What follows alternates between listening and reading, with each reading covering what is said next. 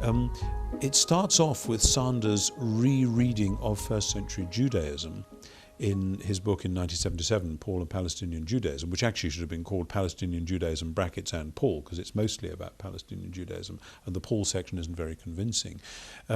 But his main thing there is to say that the reading of Judaism from within a Lutheran perspective has been severely misleading, because the Lutheran emphasis has been for centuries to see Judaism in the same way that Lutheranism had seen late medieval Catholicism, as a sort of Pelagianism, a self-help religion, a religion which says if you do this and this and this, then you will go to heaven, or at least get out of purgatory quicker, or whatever.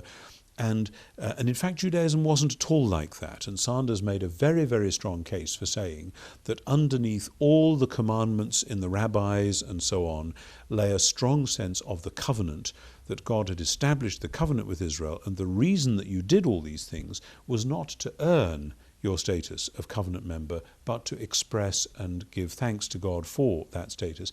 And then, of course, the Lutheran ought to say, well, that's why I myself live a moral Christian life, not in order to earn my salvation, but as a third use of the law or whatever, to keep the law out of gratitude and out of love and as an expression of faith, not as a way of earning anything. If Paul isn't complaining about works righteousness in the Pelagian sense, then what is the problem in Galatians with works of the law? This ties in, for me, with the question of the more recent study of first century Judaism in books like that one edited by Carson and others on variegated nomism, because there is in fact only one passage known to us in the whole of Second Temple literature which deals with works of the law, the Hebrew phrase ma'aseh haTorah, which would correspond to the Greek ergonomou, and that is in the scroll from the Dead Sea Scrolls known as 4QMMT, which is 4Q means it comes from K4, MMT it stands for Miktzat Ma'aseh HaTorah, which is a selection of works of the law. That's very interesting. What's going on in that scroll? How does it relate to Galatians and so on? What's going on in the scroll is that it's a letter from some leaders, probably at Qumran, to some people who are still working in the temple in Jerusalem, who the Qumranites are hoping to influence. And what it's basically saying is, God is doing his new thing, the new covenant, Deuteronomy 30, the prediction of the new covenant, is being fulfilled in us. And if you want to be one of the people who will be seen to be in the right on the last day, at the end of the days, ba'acharit hayamim, then by keeping this selection of works of Torah in the present, this will mark you out right now as somebody who will be thus vindicated in the future. Now that's fascinating, because it's exactly the same in shape as Paul's doctrine of justification. It's looking ahead to who God is going to justify in the future, and it's saying you'll be marked out in the present in this way. But for the MMT authors, this is an intra-Jewish debate, in that it's assumed that most Jews are not going to be among those who will inherit the age to come. So these particular works of the Torah are the ones that will mark you out as a special Jew. So the works of the Torah that he has in mind are not Sabbath and food laws and circumcision. Those are the things that mark out a Jew from their Gentile neighbours. The works of the Torah he has in mind are special regulations about practices in the temple, which he says these will mark you out as a true Jew over against other Jews in the present. Now, in Galatians, Paul is facing a parallel situation, but it's not about one group of Jews and another group of Jews. It's about some people who've come from James and are persuading Peter and Barnabas in Antioch, and then a similar lot of Jewish missionaries, we assume, or local Jews in Galatia itself, who are saying, if you want to be among the people of God on the last day, you've really got to be a Jew. And that means you've got to be marked out in the present by Sabbath, food laws, and particularly, because you're a bunch of uncircumcised Gentiles, by circumcision. And Paul is saying, no, the thing that marks out God's people in the present is not works of Torah, it is pistis Christou, the faithfulness of Jesus the Messiah and our faith in Jesus the Messiah. That distinction is a whole other ballgame.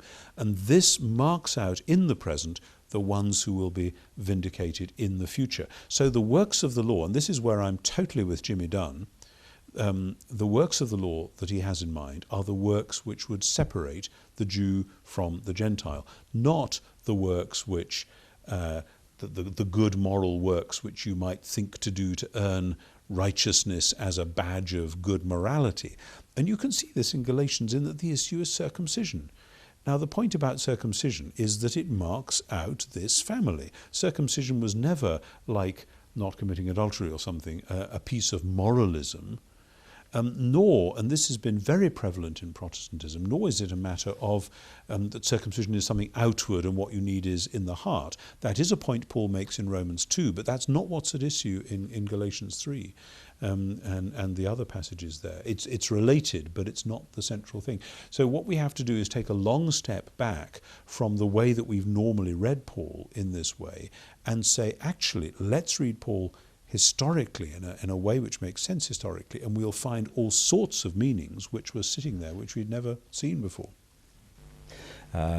What the New Perspective was doing, from my perspective, is saying that the traditional view, the Lutheran view particularly, has unfortunately rather dumbed down Judaism. There's been almost an anti-Semitic slant to it, of accusing Jews of the first century Jews of legalism and narrow bigotry and all that kind of thing.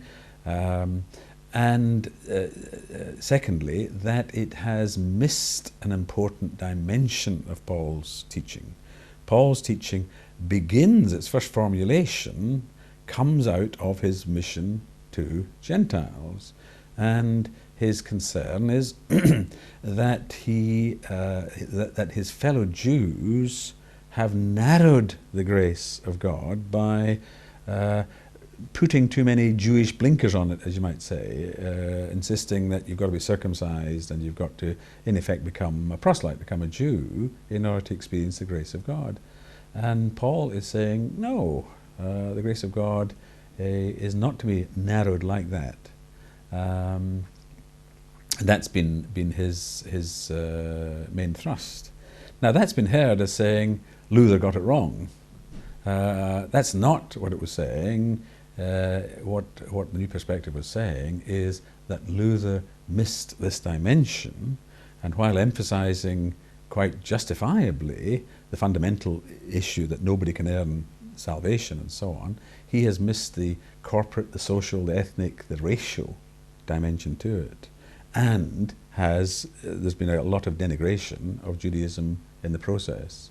So the New Perspective is saying, let's stop denigrating Judaism, because Paul certainly didn't do it and Jesus didn't do it, and let's recognize that there is this dimension that the grace of God can be narrowly circumscribed by racial, by national ideologies and so on, and that is against justification by faith. We in the 19th century, in the Victorian missionary era, constricted the grace of God quite as much as Second Temple Judaism did. One could say American imperialism today is constricting the grace of God in quite the same way as well. So I think there's a case an argument to be had on this point, because there's a dimension which has been missed or misunderstood, and it needs to be brought back.